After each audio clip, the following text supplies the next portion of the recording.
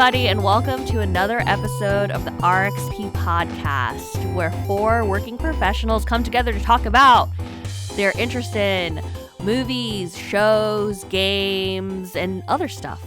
I'm your host today. My name is Tiffany, and I'm joined with my co-hosts, Yasser.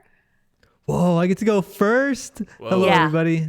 I'm happy to be here. I'd like to thank my mom. All right, I'm good. Awesome. Matt. What's going on? And Alex. That's me. Cool. So, You sound listen, so I've taken dejected the going reins. last now. It's like him and Yasser are the opposite. No, it's just that the blood is rushing to his head because he's upside down right now. Oh, that's right. Listeners, he's upside down. He's in getting our ready camera for views. Stranger Things final season. Yeah, I get it. Yeah.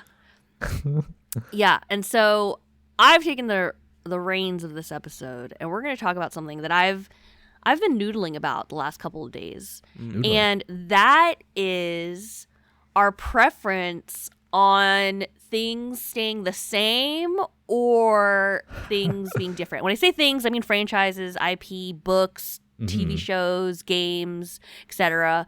What I'm talking about, as Matt and Yasser had mentioned earlier, do I want innovation or do I want iteration? Nice. Now, I have recently come into the possession of a beloved childhood book series. I mean, beloved might be a stretch, but The beloved, Hunger yeah. Games.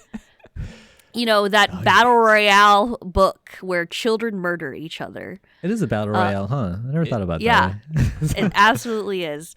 Now, the Hunger Games trilogy came out, more than a decade ago. In the last 5 years, the author Suzanne Collins has released 2 other books, one of which came out most recently called Sunrise on the Reaping. Now, this book, or even the other book, these are both prequel books to the Hunger Games trilogy. They are about a Hunger Games. Mm-hmm. Makes sense. So I'm essentially reading another version of the Hunger Games. And I was thinking to myself before I dive into this new book, am I going to like this? I mean, hear me out though. I really enjoyed the other 4 books. This is the 5th book in the series. And I'm like, what could it do to be heinously offensive to me? Or is it going to be a delightful romp in another battle royale? I don't know. So I'm going to keep my thoughts about it a little bit close to the chest. For right now, I'll get more into it. But for you guys in general, whether it's even books, games, whatever have you, are you okay with getting the same game over and over again? Like if GTA 6 is GTA 5 but in a new city, are you going to be like, yeah, let's rock on? Or are you going to be like, I don't want to play with you anymore? I Honestly, had go ahead, Matt. Yasser. Yeah.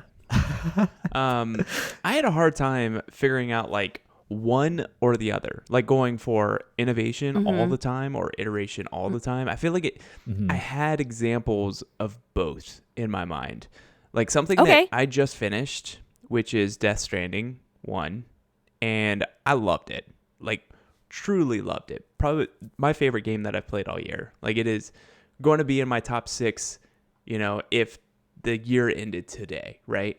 Death Stranding 2 on the beach. And if we had a top 6. Top 4, whatever, top 3, whatever we're doing this year, I forget. Death Stranding 2 on the beach has just been released, or has just been announced for release in June. And honestly, I had a lot of media blackout with the first one because I didn't really care. I was like, okay, Norman Reedus in something Kojima related. I'm not like caring about it because I didn't have a PlayStation console at the time. But every trailer that I see of this is so action-packed, and that's so different than the first game. The first game is definitely like a walking sim.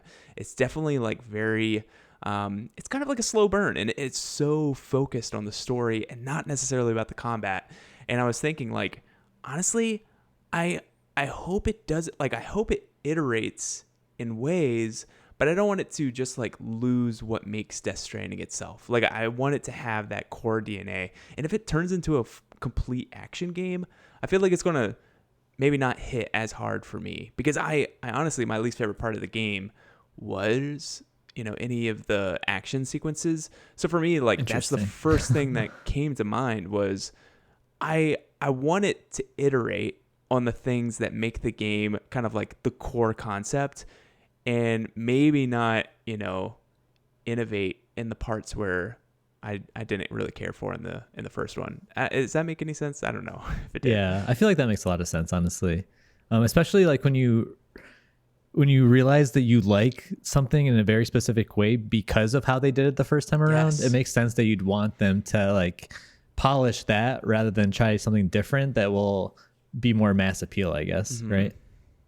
Yeah. I feel like I could go either way with this too. I think it kind of goes along the same lines as what Matt was saying, which is typically like devs, especially in a established IP, like, so you mentioned Pokemon. I don't remember if you mentioned it in the pod already or just like while we were talking about it beforehand, but Pokemon's an IP with like an established, this is how the game plays, this is the gameplay, this is how you're supposed to do things, and this is how it typically progresses as you play. And I think the problem is like a couple things. One is that the developers get really good at that standard and they know exactly what to do and how to make the game because they've done this countless times, right? But then when they try to innovate, it's a good thing, obviously, but they're not as experienced with, say, an open world like they were when they were doing the Legends games and Scarlet Violet. Obviously, that's not really their wheelhouse. So they need to learn and adapt on how to do it well. And that may take a few tries, as we've learned with Pokemon, where they might not get it right the first time. But to me, I feel like I appreciate when they try to innovate, even though you have to kind of take it with a grain of salt and realize they might not perfect it the first time around. And I think that happens all the time. Like even with The Witcher, and when we saw Cyberpunk 2077 turn into a first-person shooter, like that was a big shift for them.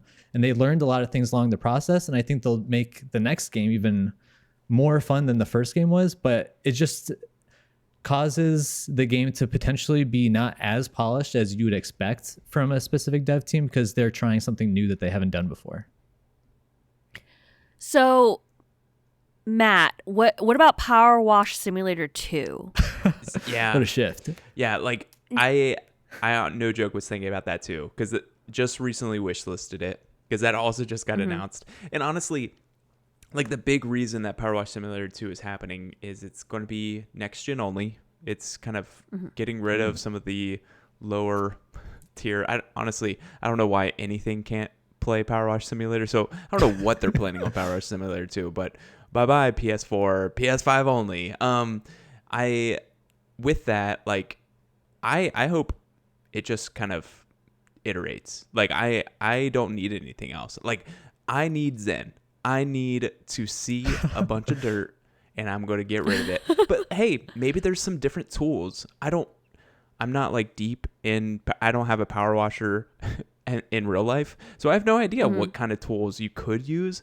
But, like... maybe there's just a bunch of cool different things that you can use, different tools and whatever. Sure, that sounds fun. I like that they're trying to make it more like the UI better for it to be like couch co-op and online co-op. Like, I think that's great. I think they're trying to innovate in terms of how you play with other people. And I think that's really fun. But honestly, the core gameplay is what it's all about. Like, I just need more of the same. It's kind of the same thing when we were talking about like Spider-Man and Spider-Man 2 or any time of Forza Horizon. Those don't need to innovate in so many different ways because I love just driving around or I just love swinging around as Spider-Man. So really, I need those to be iterative. And I think a lot of it is because we don't get them every year. You know, something that we do kind of get a lot of, and a lot of people have a lot of burnout on, is like Assassin's Creed or Far Cry. Like that formula, like the Assassin's Creed, the review embargo, I guess, just came out. And, you know, it seems kind of like middling, and it's like more like, oh, this is more of the same. And I think the difference between wanting that franchise to not be so iterative and really innovate is because it's kind of gone stale. Like there's too many, kind of like the whole, you know, storefront is just flooded with these kind of games that are just so heavy worlds, you know, open world games that you really have to get through. But for something like Power Wash Simulator that I'm just like, at the end of the day, want to get through and just have fun. I'm currently going through Wallace and Gromit DLC on Power Wash Simulator 1. Wow. And it is just so fun. Like, iterate as much as you want. I will power wash everything. Alex, so do you think you have sort of a maybe similar opinion about maybe is it the frequency of something that you really enjoy might make a difference? Yeah, that's the key thing I was going to harp on that Matt brought up, is that I feel like when things are super frequent, I would prefer they take risks with it, right? Because it's something you know you're going to get a lot of. But if it's something that has a more kind of measured out release window, that's something that I feel like is something where I don't mind iteration as much, right? Because you're banking a lot on it to say, well, if this wasn't the thing you wanted, like if they stray so far but it took so long to get there, that it's gonna feel just slightly more disappointing, right? Because you're probably waiting for that next time they can have a chance to correct it. And for me, the biggest thing I point to is something like Kingdom Hearts, where right, like Kingdom Hearts has had the great storied history of releasing on almost every single console known to man, console, handheld, arcades, Mobile what have device. you. Yeah, mobile device.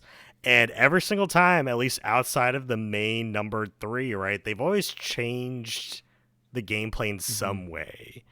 Birth by Sleep on the handheld, or at least most of the handhelds, multiple protagonists. They've come out with rhythm games. They've done gacha games / that type of stuff on mobile. They've done action games on mobile. So they've really kind of given us different forms of the IP, and for the most part, I've enjoyed all of them, right? Like, it's something where I like it being the same idea or intellectual property, but embodied in different formats. And so it's still the idea, right? You still get Sora, you still get the Disney characters, you still get Donald and Goofy, but it's in a different flavor every time. And I appreciate that, because that helps prevent the burnout, right? Because if it was the same exact thing and there's at this point like 20 different Kingdom Hearts games, I don't know how many people would still be a fan of the franchise if that was the case, versus having all these different ones. Like, at that point, you definitely have to more so pick and choose what you want to engage with, because if you're just doing the same thing over and over, and it's something that happened to me in something like Call of Duty, where it wasn't until recently they've really started to kind of deviate between like sub-series of releases in Call of Duty, right, between the Modern Warfare and Black Ops series.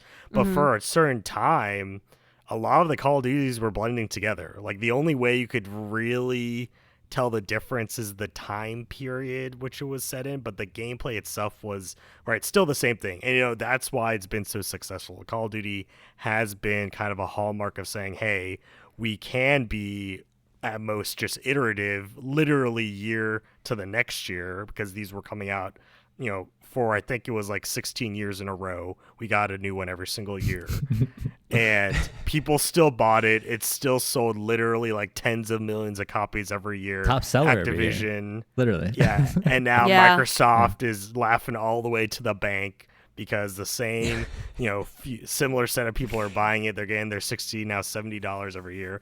And so I think there are examples of it doing well, because sometimes when it's done well, like mechanically, if it's fun, I don't mind, the iteration, right? Like, it's something that's kind of proven itself to be like, hey, this is still good. And so if it's on the mechanical basis where it still feels good, I don't mind it continuing in that point. But if it is something where you're going to get it, and maybe it's not necessarily a guarantee, or maybe we're getting to that point where there's burnout, that's when you have to innovate, right? That's when it has to really change and take a risk, because I want something new. And, not to make it say it's a live or die for some of these IPs, but in some cases it is, right? Like, if a new release doesn't do well, and I feel like an example of that is kind of Resident Evil, where Resident Evil 6 was kind of this very middling low point, right? It came out kind of late 2000s, didn't do very great. And it wasn't until Resident Evil 7 came out and kind of did this kind of reset on the franchise, right, going first person, and being more like horror based again instead of being action focused, that it kind of saw a resurgence. And so I think there's also examples of saying, we were trying to innovate and maybe we messed up because we deviated too much from what people liked. So let's go back to basics, and that has helped, I think, right, propel Resident Evil into this new era of, every few years we get a new one, they all get well received. So I think there can be success found in both ways. Yeah, I think that's like the confusing part about it, really, is because you mentioned like, yeah, we want more innovation when they come out more frequently, because it gets stale, right? Like you said. But the more frequently they come out, the less time the devs have to make the game, which means they have to copy and paste a certain period or a certain portion of it, or they can't get it done in time, right? You need to extend the time frame if you truly want to innovate. So then you get these like iterative games like Call of Duty, Madden. So I guess you could say Resident Evil, but I don't think it's as bad. Where you just have such small iterations because they have that 1 year time frame to meet, and it doesn't matter whether or not they want to innovate beyond that. They need to make that deadline first and foremost. And so then you're stuck in this like rock in a hard place kind of thing, where do we just stop releasing it every year, or do we just accept middling reviews for a couple of years while we try to innovate for like the 2027 release? I think we've seen like both of those practices happen more and more, where sometimes they say, okay, yeah, we're not going to release a game as frequently as we've seen with Assassin's Creed, I feel. And then for games like Madden and Call of Duty, it may just take a few years because they can only do so much every year while they're releasing their next yearly installment, Yeah, I wonder, maybe the Call of Duty thing might be getting stale with the number of versions that they have. Alex mentions like 16 years of the game, right? Which is crazy. And versus like, Power Wash Simulator, we're only getting to number 2 soon. Matt, do you think your feelings are going to change if in 10 years we get Power Wash Simulator 8?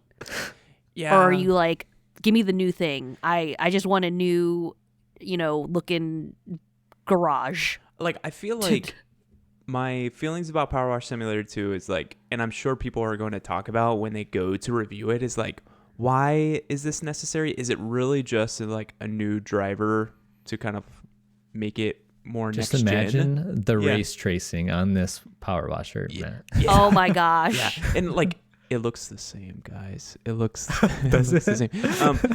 And it's kind of like the same way of like Overwatch and Overwatch 2. Like when that came out, like I played it, and like the biggest thing was maybe some gameplay things. They did include different characters, and of course, like the evil loot boxes went away and all these things. But like outside of it, Overwatch 2, it's like they just put a sticker at the end of Overwatch, and it's like, and this is a new game.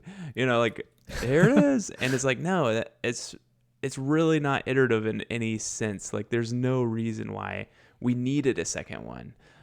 So I hope for Power Wash Simulator, like if they want to make, iterative changes for every new console generation, I think that's fine. If like something on the back end is working, I just need someone smarter than me to know why that's necessary. Like it has to be something on the back end, because I think the core concept, I would love to have it all in one package, because I bought every DLC.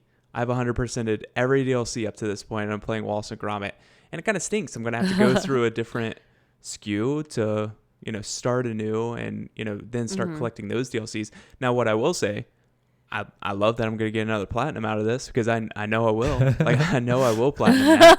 So there's that. Like this is the Portal game to play. It's so good. But like things like, I know Farming Simulator, it's like, those have yearly releases, like 2022, 2023. And it's like, that would drive me insane if that was my simulator of choice. Yeah, I think that everyone's kind of hit the nail on the head about, like, for me, I think it's the timeline that makes me appreciate a more repetitive experience. example, this new I'm going to circle it back to my Hunger Games situation.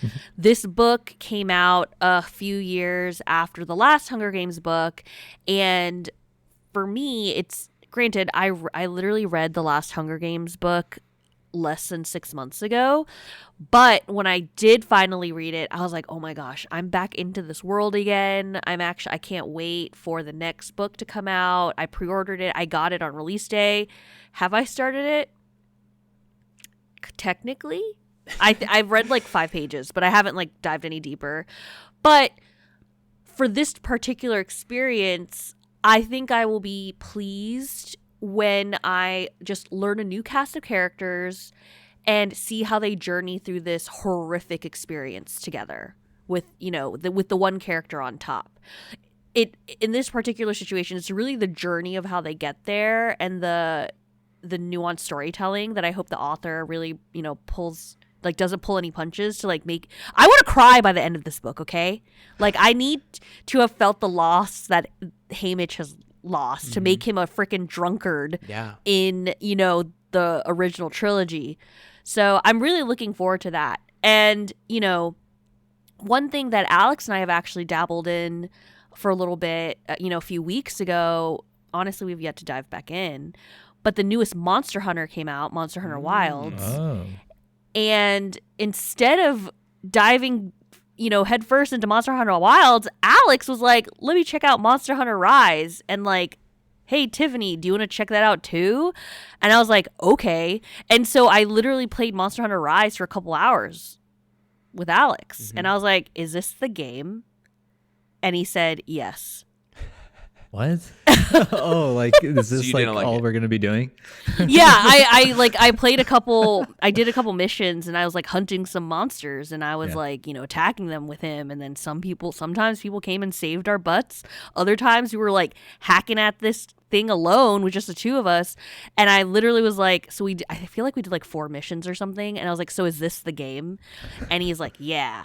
And I was like, okay, wait. So even within this one particular game, you're just going out and hunting a monster over and over, like that, over and over and over.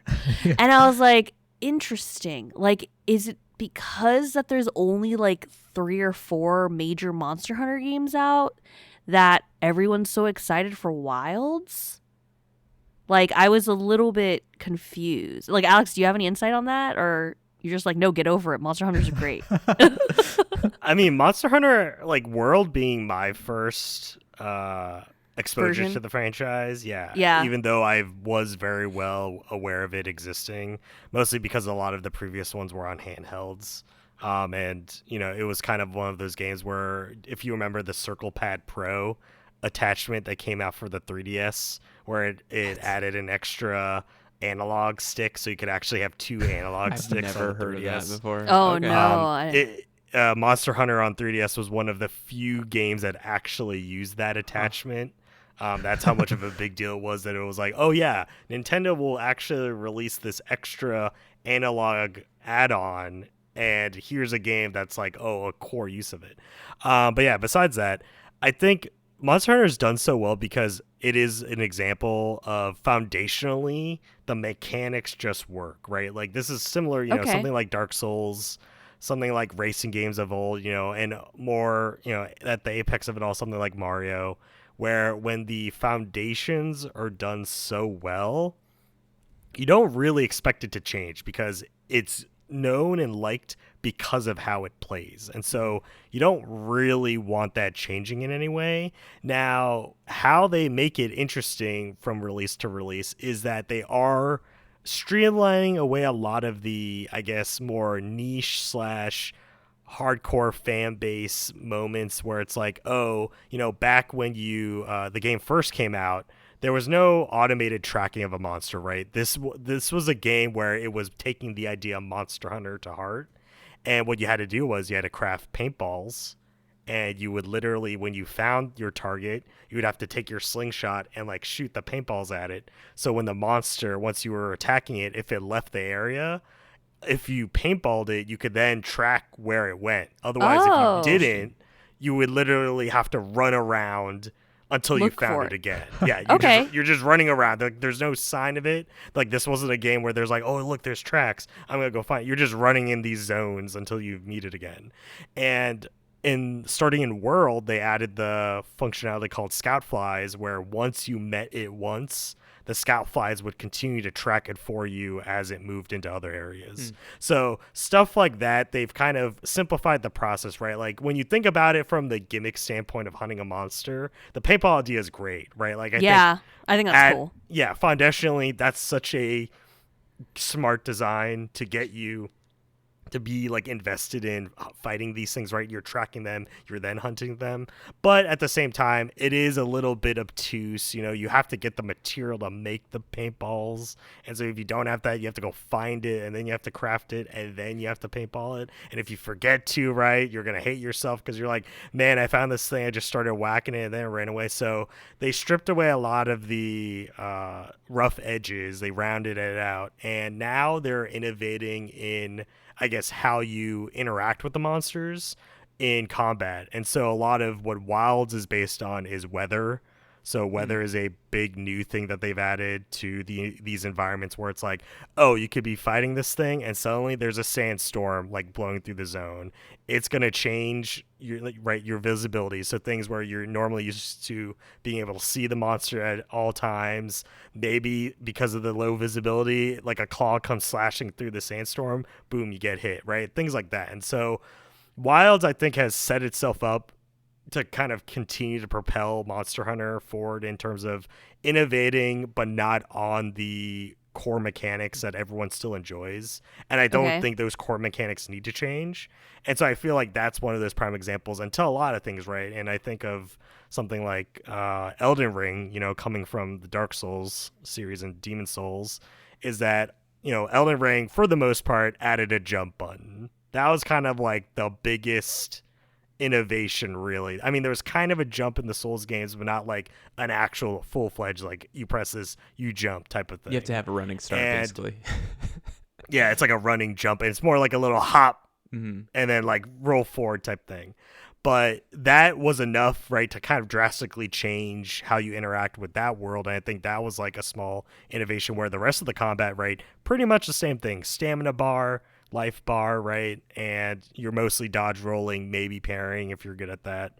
And so I think that's where a lot of these kind of storied franchises that are going on for decades and decades find success, is you can't really change the core idea because people love it. You know, Mario runs and jumps, right? He's always going to run and jump. There will never be a Mario game where he doesn't run and jump. Please, the next 3D Mario, don't change that. But you change the other aspects, which in turn make it interesting, because you realize, how can they take these simple mechanics and actually make me care about this in a new way? And Mario is one of those examples where they've done it time and time again, especially with Cappy and Odyssey, right? This kind of possession thing. Possession's not new. You know, if we look at things like Kirby, right? Obviously, they just copied, you know, they could have put Kirby on Mario's head and it would have been the same thing. But in that way, I think that's where the innovation comes from. And so for me, I don't think I would ever really ding something badly to say, wow, it just looks like the same thing but more. Because if you love that core thing, you're going to continue to love it, right? And something like Yasser pointed out, you know, Pokemon pretty much, and what you pointed out, Pokemon pretty much the same rule set for 30 years, like the core games. But people still buy it, people still love it. And I think I'm not mad at it. Yeah, that goes to show how strong that is. Yeah. So, like, okay, guys, what is your opinion on Mario Kart 10, 11, 3000, whatever this new Mario Kart's going to be? If it's just good old-fashioned racing, are we on board with that? Or are we like, man, we waited 10 years for this? Like, what is your... The gimmick is no items. Oh No my way. God. I would be personally fine with it. I love one of my favorite Mario Karts though is Double Dash, and like that was an innovation that I thought changed the game. I would love for them to do something like that, but honestly, like there's nothing quite like Mario Kart. Like even games that have a mini game that is very in its essence Mario Kart, but with a different skin on it.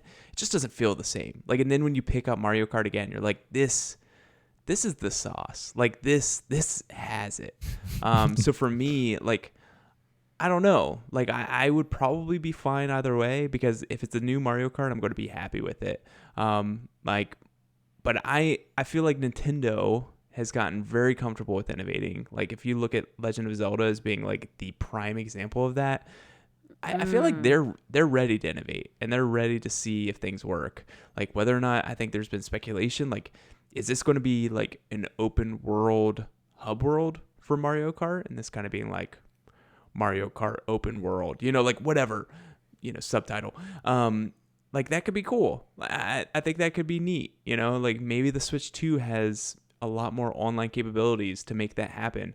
But I feel like I'd be fine with anything, because in my mind, Mario Kart is one of those comfort food games that they can slap on whatever number they want. They can put an X at the end of it. They can say it's ultimate. I'll take it. Like, I'll take whatever they're giving me.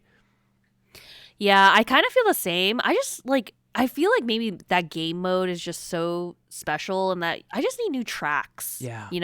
Yeah. It's just more tracks. Because honestly, like, okay. That's how they innovate, because like they'll put in, NES and SNES, theme track. They'll put the GBA tracks, and like you can see the progression of Nintendo and their complexity of track management and how things move and how things look and the music and everything about it. Like, their innovation is in the level design and the sound design of each individual levels. I feel like that's where they innovate it, but the core gameplay remains the same, besides, Double Dash, or when they introduce gliders and when they introduce motorcycles, like, or with Mario Kart Wii, like they literally let you do motion controls, and you had that, like, that wheel. Yeah, the wheel. That you could put it in. And like, outside of that those are cool little gimmicks, but I don't think they're necessary. I think I would just love to see more complexities that kind of, put little wrinkles in each of the races. Any other strong opinions about Mario Kart? Remove the blue shell. No, keep it. No, man. No. I feel like, as we talk about this, there are some games that just get a bad rap for being quote unquote the same, and I'm like, why are you guys haters? Like Mario Party. I feel like Mario Party hasn't gotten a break in a long time. Like, every Mario Party that's come out in the last like 5 years, people are just like, ew, it's just the same. And I'm like, why? Is it because it's coming out so soon? Yeah, I don't know. I feel like that's the vibe I get. Maybe the mini games, we can't all be frying a realistic cube of meat, and that's just what they want. Oh, well, maybe. Like, I feel like my thing that I've heard a lot about Mario Party is that it's kind of like, when it does get released, there's like 3 or 4 maps, or very few characters, and almost it's one of those things of what makes this different. Like, what makes these 3 maps different than the rest? Maybe that's where a lot of their gripes are. The minigames is that secret sauce that we're talking about, like with Mario Kart. Like, I feel like the minigames have always been so good, or at least any time that I've played any of the Mario parties. I mean, I really enjoy them. I mean, maybe that's the look, though. Like, take a break from releasing, another full game, and just like do DLC with maps, maybe. Yeah. Who knows? Maybe that will get the internet back on track with it. That was kind of the cool part about Mario Kart, is that you like had that family plan, and you could buy like the new tracks or the old tracks, and so you just like had the one hub. Like, that works so awesome. I love that. And I think there's, besides the DLC argument, like there is the small thing of, especially when, even though I caveat this because I know it's like, oh, if you do this, then maybe there's no guarantee of another. But it's like, if it's something that is reasonably expected to come out with another one, it's something like Mario Kart, it's something like Mario Party, maybe you just skip it. If it really doesn't seem like it appeals to you, don't down. And obviously there's the argument to be made, well, if you don't support it, the odds of it getting a new one is less likely, albeit now with these bigger IPs, right? They're more so kind of foundational, like you're more than likely going to get another one. But it is that thing of saying, well, I don't like this version, but maybe I'll like the next, right? And that's something with the newest Mario Party Jamboree that seems like has been a kind of great rebound, especially from the previous one, is that they added a lot of quality of life to it. Something like a pro mode where now the bonus stars, when you start the game, exactly what bonus stars are going to appear, exactly how many items there are. They actually have like a limit on how many items can be used during a match. So it's like, triple dice block only for this game. So like you're only going to be able to get up to 4, and that's for like everyone in the whole match. So it's like, man, you got to be a little bit more specific. So I think they've also innovated in the ways where it's like there's a lot of features people have wanted, and it took them a while to finally implement them. And now that they have, it's like, okay, maybe this is one of the best Mario parties ever made. It's like we finally can choose how we want to play it, and they've enabled that, right? And that's kind of maybe the biggest ask is like seeing what the audience is responding, how they're responding to something, and then saying, listen, at least we'll give you the option, right? Like by default, you don't play the pro mode. You have to turn that on. And so it's like, okay, the people that are like, I've had fun with Mario Party, I'm ready to end these friendships, can turn on that pro mode and, put it all on the line. And so that, like, it's just great to have the option. So in case you didn't like the previous one, you skipped it, this is a great one to get back into it. So I'm kind of like here nor there with this, say, yeah, I like to gripe against stuff, but obviously, right, it's you as the consumer to have the choice of whether or not you want to engage with it. And so hopefully they make another one, and then you have to show that support to be like, okay, this is what I want. Like, this is what I'll invest in. Yeah, I think I agree with that too. Honestly, I feel like we see this with so many different things. We see this with Mario parties. We see this Mario Kart, like you guys mentioned, but we've seen it with Maddens. We've seen it with literally the iPhone that comes out every year. Like, there are so many different products that we get on a consistent basis that it's easy to say like, oh yeah, this year was just a minor upgrade, so here's a bad review about it. But realistically, it's probably not being made for the person who buys it every year. It's probably being made for the person who hasn't bought it in 4 years, 5 years, and they want to try something new that might be appealing to them because they're waiting for something that's truly different. And so that's the game for them, or that's the release for them, to encourage them to jump back into whatever IP is getting that regular release from year to year or every couple of years kind of thing. That's a really good point, Yasser. Not everyone is just fiending for the next new thing. Right. They might just take their time and be like, oh, maybe my life plan's got in the way. I don't have time for that game this year, but next year, they're going to come out with the one for me. Exactly. Like, I when you were talking about this, Yasser, I'm almost thinking about game consoles in general. Like for Xbox and PlayStation, it's always just been like more powerful than what you have. And like for some people, it's like, nah, I got enough. For Switch, I don't want them to iterate. I don't want them to innovate. I want them to just iterate. I want a more powerful Switch. And so it's like, okay, for that, like if we do get like a mouse control or whatever is like everybody keeps talking about with one of the controllers, sure. But honestly, just give me something that's better for me to play in handheld and docked. Like I just want something more powerful so that I can, actually play games that are a little bit more powerful than Princess Peach or whatever that one game is. Wait, what was this mouse control rumor? They basically said that when you like take it off, there's like some sensor on the Joy-Con, so it makes you think that like it could be used as a mouse. But interesting. We'll find out in April. Well, that's actually really soon. Next month. So, it's real soon. Yeah. Alex, were you about to say something? No, I mean, for the innovation too, just with like how you engage with it, I think is enough. Because for me, it's like, talking back to Mario Kart a little bit, I didn't buy Mario Kart 8 Deluxe. I spoke with my wallet. I was not going to support Nintendo rehashing this 10-year-old game at us. And so, hopefully I was part of the crowd that's like, oh, Nintendo was looking at the sales charts month to month, and they're like, oh, Mario Kart 8 Deluxe fell off the top 20. It's time to pull the trigger and release the Switch 2 and Mario Kart 9. You know, maybe that was part of the reasoning. Who knows? They're like, Dude, too many people were buying Mario Kart 8 Deluxe. We don't have to release the Switch 2 just yet. Even I though don't Mario even Kart know that I Deluxe is believe like that. 20 million top more sellers copies ever. than the second place on Switch. Yeah. Animal Crossing like New every Horizon Black Friday. has 47.44 million, and Mario Kart 8 Deluxe is 67.35 million. They're just like wringing But, that like, sponge, and they're yeah. like, "Oh, all done."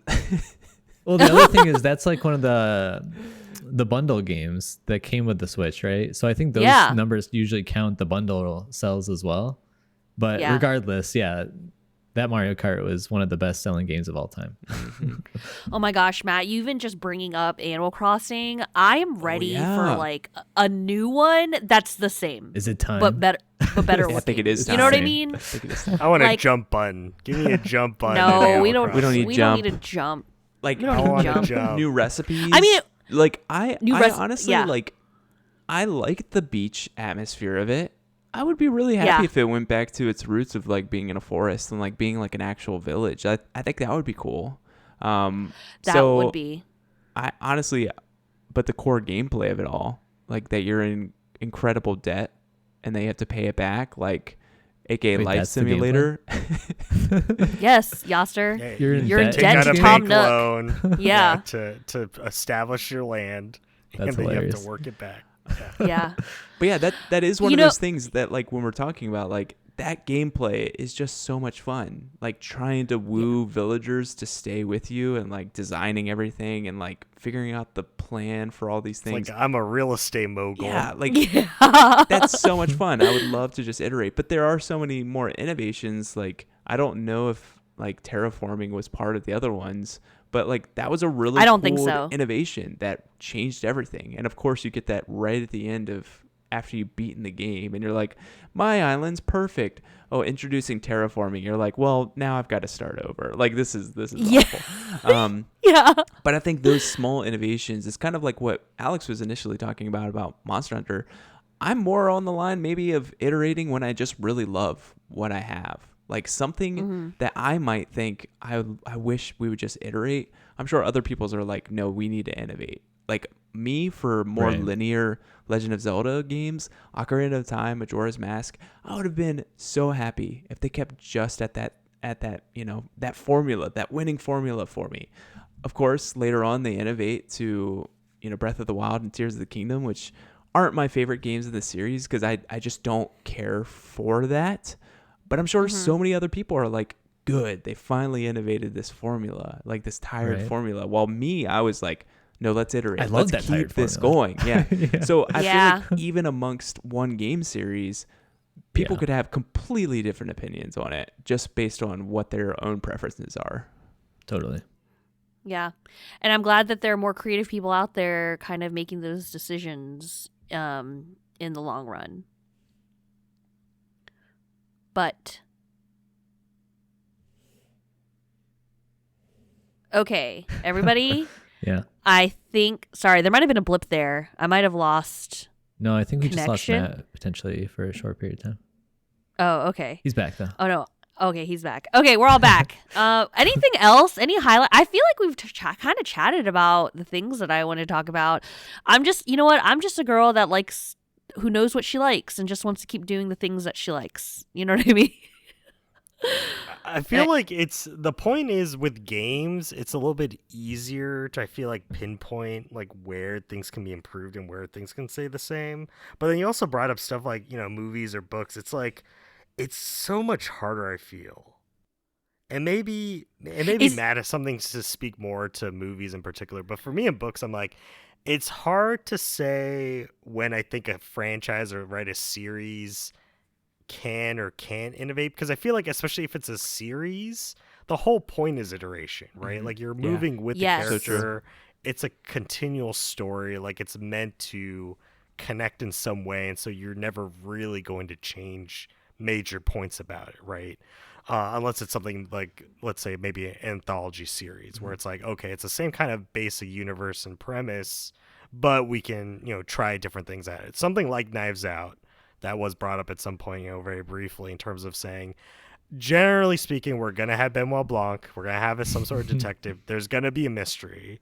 Yes. Now, exactly the mechanics of the mystery, right? I think they play into the kind of, stereotypical mystery type tropes, right? Mm-hmm. But I think that makes it more interesting where it's like, okay, it's not just to say, oh, which trope is this entry going to use this time? But at least within the context of the Knives Out universe, it is new, right? Like it is something different. It is their own flavor. Mm-hmm. And so I think that's kind of an example of saying, well, we can innovate and it doesn't necessarily have to be an iteration because mechanically there is something we can change about this.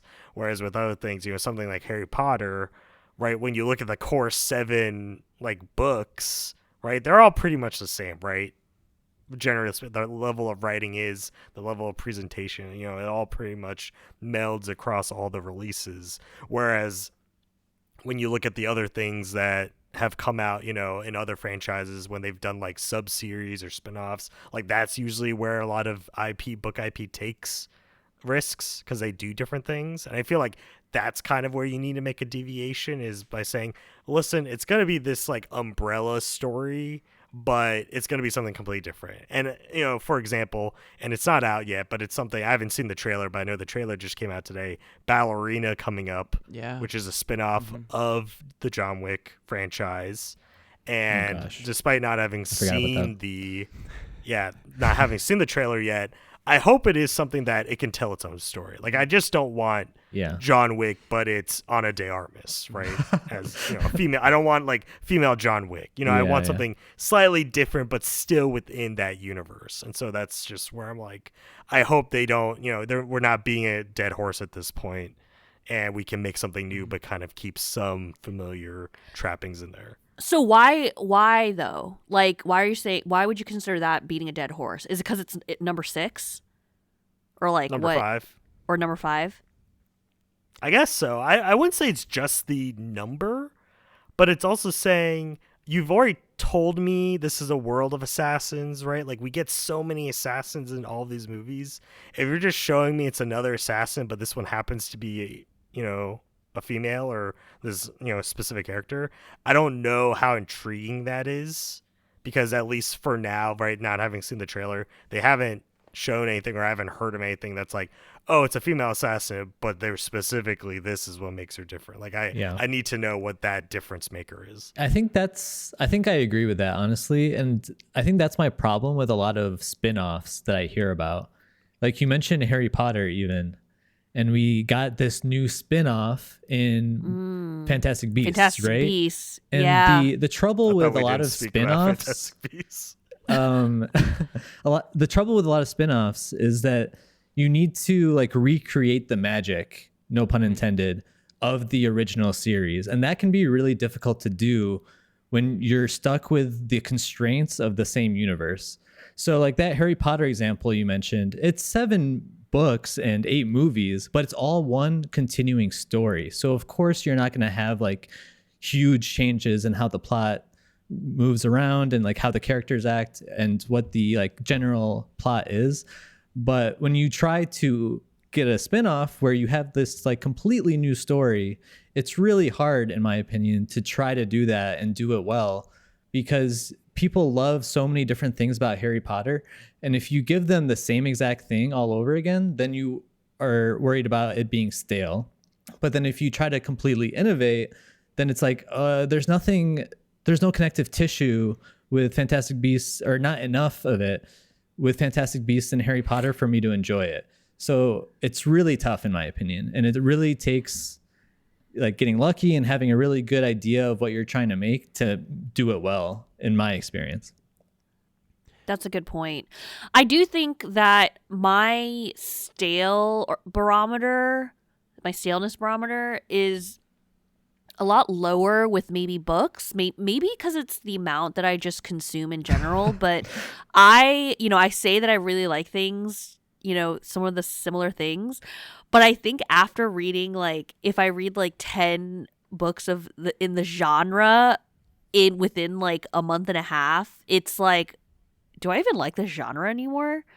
But for me, I think I've acknowledged that it's maybe the speed and the time frame of which I'm experiencing those things, because I have told myself like, oh, I've read enough fantasy for right now. Let me get into a sci-fi book instead. Let me like palate cleanse. Yeah, you have to. With a mystery, so that I don't, get annoyed burnt out from like, I'm like, is the world not creative anymore? I do also have to say that sometimes I would love, like, I also love the idea, like, if you love these characters so much, you just want to keep reading stories about them. Right. But I feel like we have to draw the line somewhere. Like, like, do we need 21 books or 33 books in a series? What I'm just series asking is in doing general. that? A lot of them. Really? Yeah, sir. I feel like paranormal books, paranormal romances do that a lot. They all have the same characters? Yeah, it's just like so long. That Okay, is crazy. maybe some of them are not as like the one main character, but maybe like it's a new set of characters every time in the same universe. I feel like that. Or, what about those like, do you guys remember those like alphabet books?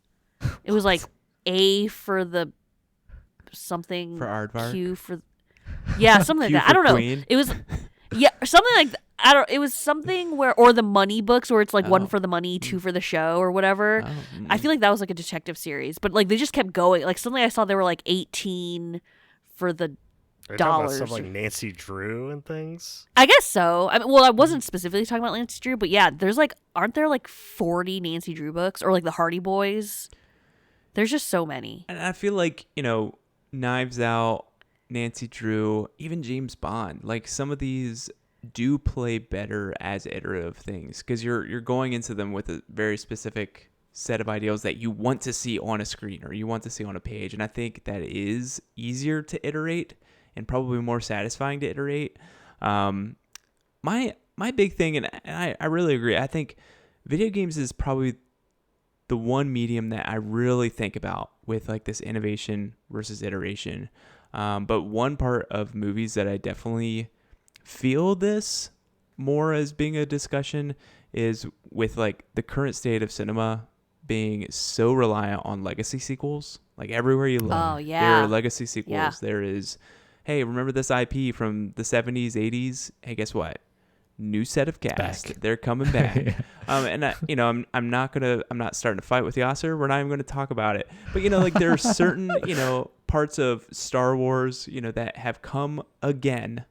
And for me, like Yasser and I had very differing opinions on how successful they were as legacy sequels. Because for me, we both grew up with Star Wars, but for me, I'm like, this tells a very similar story that we got in episode 4. Like what necessitates this to me? Like why me as a consumer, why am I seeing a fresh coat of paint and fresh cast if it's going to just really go through some of the same kind of story elements, same plot elements? And I think, as the trilogy went on and there were differing, variations to it that did differentiate it from the original trilogy. But at the very beginning, I remember leaving the theater like, did I just watch episode 4 again? Like, did this just happen to me? But even like with Scream, I didn't watch Scream, but I remember a lot of my friends were talking about, the newer Screams that came out. It's like a lot of iteration from the very, very beginning. And so like some of these legacy sequels that are just popping up out of nowhere all the time, like so many of them are just old IPs that they're kind of just trying to go back to the well and kind of get their quick cash and get out of there. And I feel like that's when I'm like, I feel the iteration and I hate it. Really hate it. Honestly, that's interesting. I don't disagree with you. I will say this though about that, like in specific topic, but like I think it is true even beyond Star Wars. A lot of times when they do these types of sequels, I do think part of the reasoning outside of the cash grab part is you are trying to reintroduce this franchise to a new generation, new audience that's never seen it, right? And so you do need to kind of set the tone with very similar kind of plot lines initially, at the very least, to get you into like, this is what Star Wars is if you've never experienced it, and then you can kind of take it from there. But I get it, like from someone who's seen episode 4 it's kind of goofy to kind of see episode 7 and be like, yeah, this is the same story. So I get it from both perspectives, honestly. So now are we just at the mercy of seeing the same thing every like 10 years in a cycle? Hopefully not. Are we in like a Wheel of Time situation here? See, Just the same. And there's so many tasteful ways that people go about this. Like there is a Japanese film called High and Low that Spike Lee is actually redoing, and he's going to do Higher and Lower. And I feel like, knowing Spike Lee as a movie director, I know it's not going to be just a direct interpretation or direct iteration of old films. Like we've been redoing old films forever. Like a lot of films from the 30s and 40s are some of the best movies from the 80s, 90s, and 2000s. Like whether or not people know it or not, like everything probably has an iteration and a different spin based upon the movie director. So I feel like in movies, movie directors are so good at painting their craft on source material and making it their own that we don't necessarily, I feel like we don't see it as often. It's just when it's a direct franchise and a direct continuation of that franchise, like Star Wars, it was so much easier to see, and it kind of like felt weird. It's kind of like with Ballerina. I've never seen John Wick, but if Ballerina, like I know something happens to John Wick's dog, like if Ballerina has something happen to her Chihuahua, like, and then she like goes on a tear, people are going to be like, why do we need that? Why do we need that? That would be funny though. No, it'll be her Siamese cat. Got it. Oh my gosh.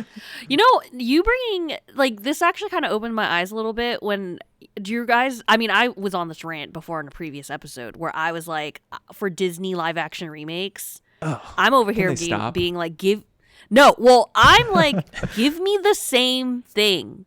Give me the same thing, but real people. Like, that is what I want. But I mean, I might be in the minority. Like, your girl over here, I'm not going to go see Snow White because that... Like, I'm not interested, but I'm hella excited for Lilo and Stitch. And that looks pretty fun. I want the same movie.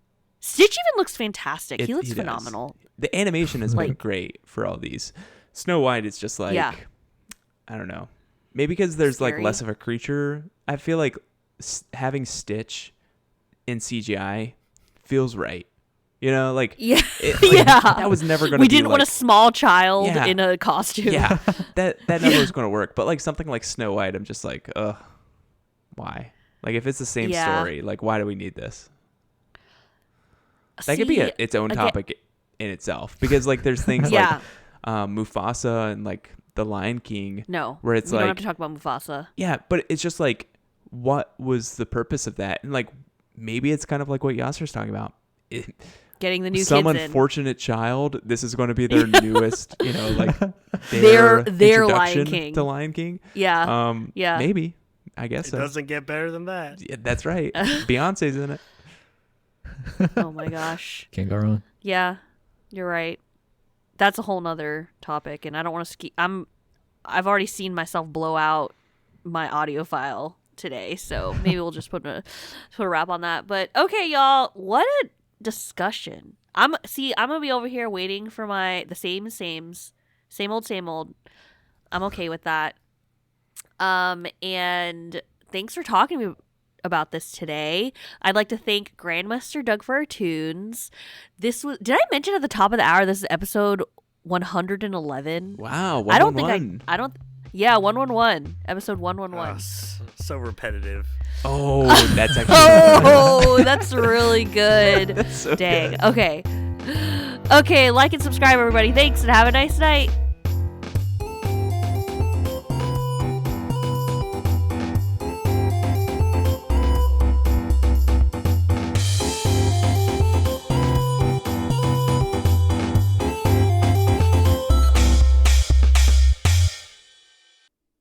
Remove the blue shell.